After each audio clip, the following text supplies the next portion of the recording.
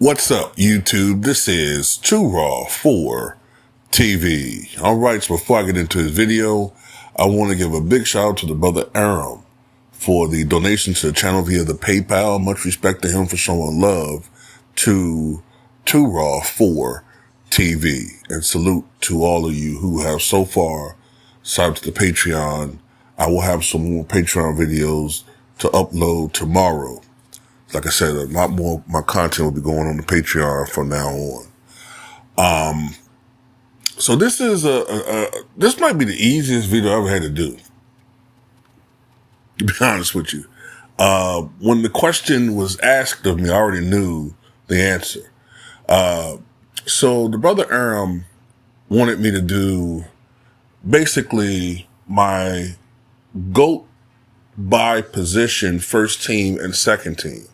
So basically what he wants me to give the player who I think is the greatest center, power forward, small forward, shooting guard, and point guard. And then the second team, the next greatest, each by position. So at center, first team, it's easy for me to give this answer. I believe it's Wilt Chamberlain. You guys who've been following my channel know that. That's not even a majority opinion anymore, which, it is what it is. But at GOAT, at center position, I have Wilt Chamberlain. Four-time league MVP, 2-time league champion, 11-time rebounding champion, probably would have led the league in blocks at least 7 of the, well, no, I would give more than that. Probably at least 8 of the 14 seasons he played, maybe even more than that. Still holds numerous records. I still think he holds something around 70 NBA records. Only player in NBA history to average 30 points and 20 rebounds in a career. One of only 2 players, along with Bill Russell, to average over 20 rebounds per game in their careers. Second in playoff rebounding, 3,960, if I'm not mistaken, career rebounds in the postseason, second only to Bill Russell. Highest career rebounding average in NBA history, 22.9. I think he has the second highest playoff rebounding average. I think it's something around 24 rebounds a game for his playoff career or something like that.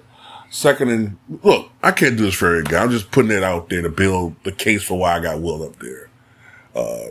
I know he only won 2 championships to Bill Russell's 11, but everybody that played against those Celtics either won 1 or fewer championship, and they're not penalized like Wilt is. But anyway, Wilt at that position. At the power forward position, I have Tim Duncan. I think it's a no-brainer. Okay, 5-time NBA champion, 2-time league MVP. I think he had close to, what? Or did he exceed 15,000? He might have exceeded 15,000 career rebounds.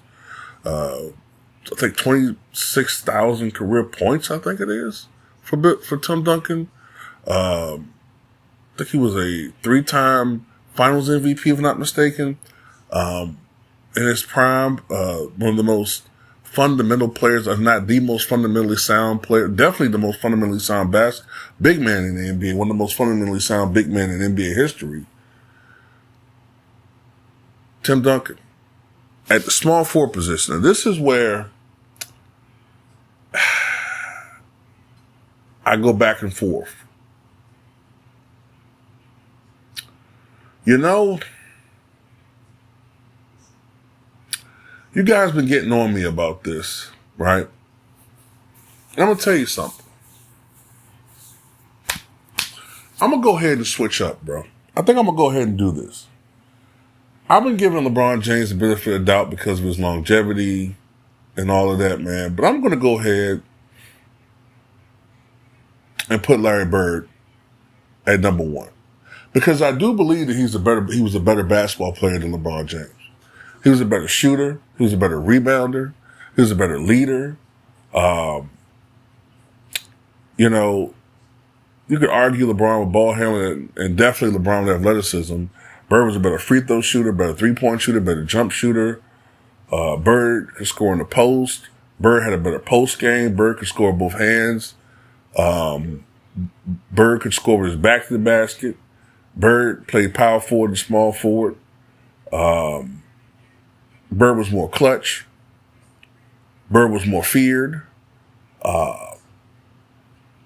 Bird did more in 13 seasons. Bird did more in 13 seasons than LeBron did in his first 13 seasons. I'm going to go with Larry Bird. Hell with it. Putting Bird in that position, man. At shooting guard, come on. You don't even have to ask me that one right there. That's Michael Jordan. 6-time NBA champion, 5-time league MVP, highest career scoring average, regular season and playoffs. Possibly the most clutch performer of all time in any sport. At his peak, the best offensive and probably the best defensive player in the NBA. Definitely the best defensive backcourt player in the NBA in his prime. I don't have to go into specifics for each one. And at point guard, I got Magic Johnson. Now, the second team, at center, I would have Kareem Abdul-Jabbar, 6-time champion, 6-time league MVP. At power forward, I'm going to surprise some people. At power forward, I would have, as the backup, Bob Pettit. Bob Pettit gets slept on so much, man. Bob Pettit, for his career, averaged 26 points and 16 rebounds. Bob Pettit, I think, is one of a handful of players to average 20 rebounds in a season, if I'm not mistaken. Wilt, of course, did it. Bill Russell, Nate Thurman, Jerry Lucas, and I believe Bob Pettit, the only players that averaged 20 rebounds in a season. Okay? And yeah, pace has something to do with it, but still, it's very impressive for a player to have done that in a season. You know what I mean? 2-time league MVP, was the most dominant player in NBA history before the arrival of Wilt Chamberlain, and is the only player to beat Bill Russell in the NBA Finals.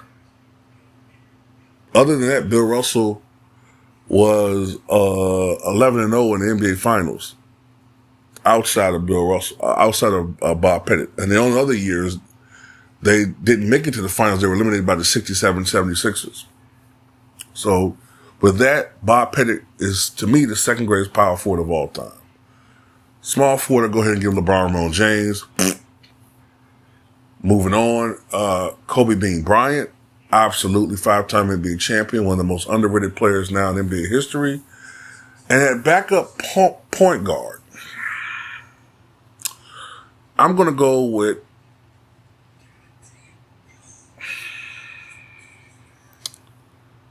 man.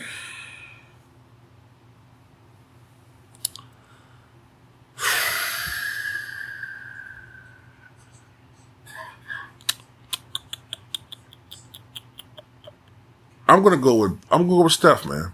I'm gonna go with Steph. People say I hate on Steph.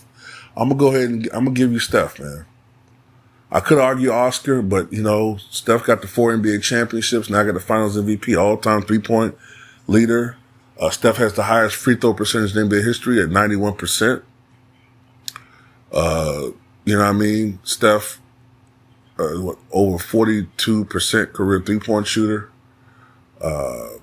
Has put that team on his back many, many times, especially over the last several years. He's had to do more and more to carry the Warriors. He's not the biggest player out there. Arguably the greatest shooter the game has ever seen. I say arguably because there are other candidates out there. But when you look at all the things that he can do offensively, even though he's not technically the greatest point guard there is from a technical standpoint, but I'm going to go with Steph. So that's my first team and second team. All right. So tell me what you guys think.